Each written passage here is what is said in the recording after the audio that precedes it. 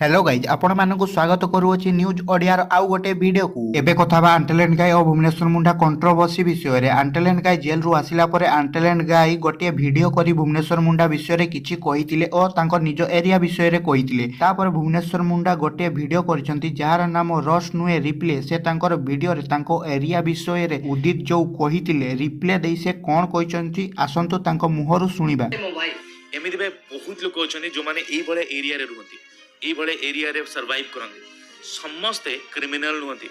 समस्ते गन धरि की गुली मारंतीनी सो निजर भूल पाई निजर अपराध पाई